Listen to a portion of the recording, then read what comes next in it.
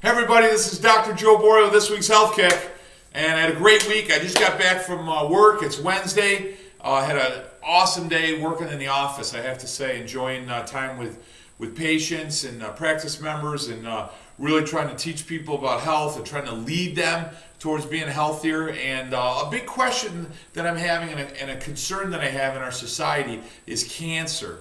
I see so many people coming down with cancer, and you start to see now it's the second leading cause of death in the United States in regard to diseases. 560 to 600,000 people a year are lost to cancer, and we start to wonder. I have questions in my office. Hey, Dr. Joe, what is cancer? When we talk about different types of cancer, leukemia and pancreatic cancer and lung cancer and so forth, what causes it?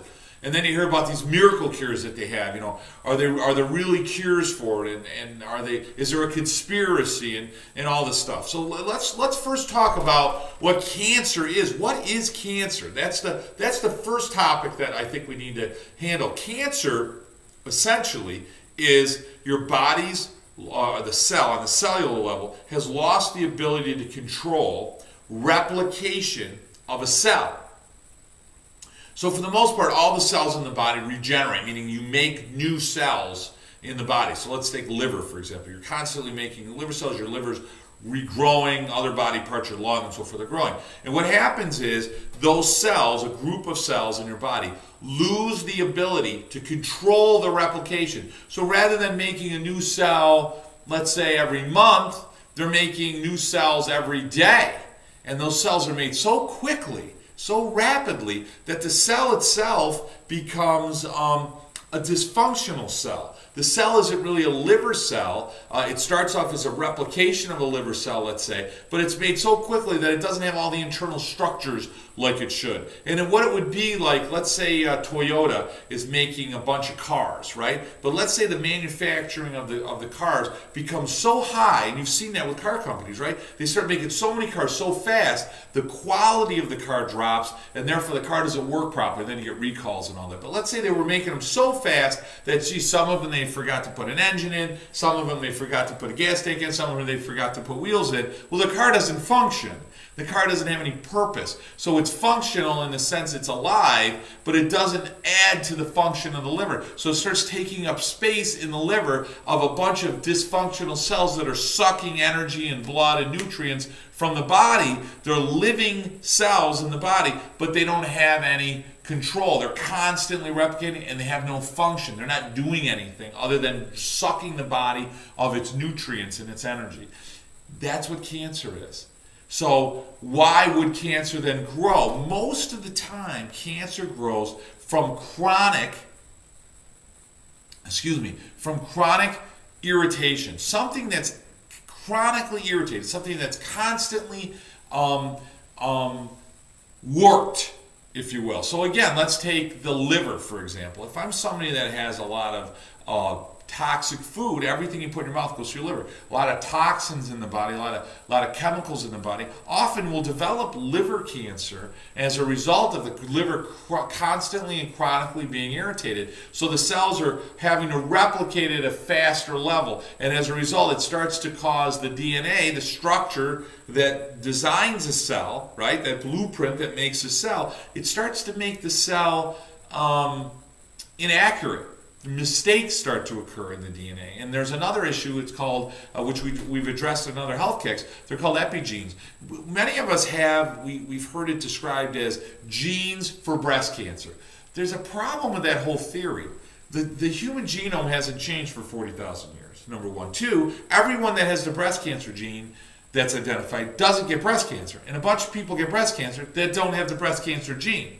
So it's not necessarily the gene, though they do play a role. More often than not, it's the environment in which we live that causes the body to start making cancer cells. And anything that causes a chronic irritation will cause the cell to become cancerous. Let's take, for example, radiation. We're constantly being bombarded with radiation right now. We don't think about it. It's environmental radiation. It's at a low amount. Most of us have evolved to be able to tolerate the amount of environmental radiation. But if I add to that a lot of radiation exposure, for example, x-ray machines or large units that give off a lot of radiation, or exposure to atomic bombs, whatever, that radiation causes so much damage to the inside of the cell, so much irritation, that the cell then starts to replicate, loses its ability to replicate. And that may come from chronic exposure to radiation, or that may come from eating a little bit all the time, or that may come from one massive dose of radiation. But if I'm putting bad things in my body all the time, right, different chemicals, bad foods, over time it's going to start to cause damage to the cells. They replicate more rapidly, and as a result they lose the ability to control the replication, causes cancer. What's another thing? Right? Smoking, chronic irritation in the lungs, you're more prone to what? Lung cancer. People that eat lousy foods. Colon cancer isn't genetic, it's familial. You usually eat like your mom and dad ate, so as a result they had colon cancer, chances are you're going to get colon cancer. But it's from chronic irritation from the food that you put into your body. Same thing with pancreatic cancer. Pancreatic cancer, much higher incidence of people that take aspirin. So you see all these people told to take aspirin therapy, it causes an increase in pancreatic cancer. That's kind of scary. Plus the pancreas gets sick from all the foods we eat. So bad foods, processed foods, pancreas has to release more digestive enzymes. It gets irritated chronically, 20, 30, 40 years goes by. Now we got pancreatic cancer at an incidence that's never been seen before in human history, when years ago it was almost never heard of. Now you got thousands of people coming down with pancreatic cancer.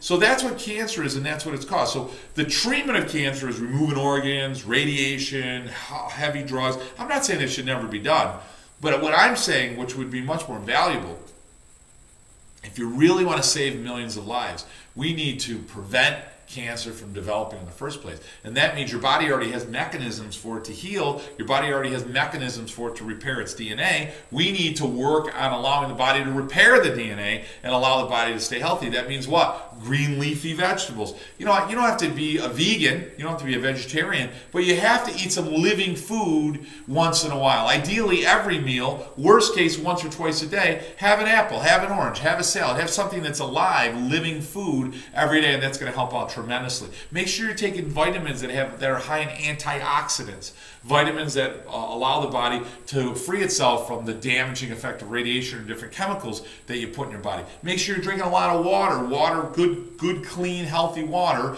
actually allows your body to flush itself of toxins and so forth. Really important. Exercise allows your body to cleanse itself. Your lymphatic system, circulatory system, everything gets actually flushed and allows the body to work better. Another great one is sleep, controlling of your stress. Your mental state, a lot of stress in your mind, if you're not thinking good thoughts, will make you sick. And one of the last things, and a very important thing, is the adjustment. They take people with AIDS, they take people with white blood cell counts and so forth, and when you get adjusted, your white blood cells increase in activity and in number. So you're less likely, people under regular chiropractic care, less likely to get cancer. It also raises what they call serum thiol levels, which is a compound to help repair DNA. People under long-term care, they had to be under care for 18 months, actually had better repair to the DNA, less likely to have cancer, less likely to have the effects of aging. Amazing stuff. Listen, this has been Dr. Joe Borio. We're out of time with this week's Health Kick. Remember, eat well, exercise, drink a lot of water, get a good night's sleep, right? Positive thoughts. You got to talk good to yourself. And remember, guys, you, your mother, your father, your grandfather, all your kids, everyone in your community, every coworker, they got to be under regular chiropractic care. It's spinal hygiene. You got to take care of your spine. It's going to rot. Just like if you don't take care of your teeth, they're going to rot. You don't take care of your spine, it's going to rot. Guys, have a great, healthy week. I can't wait to talk to you next week.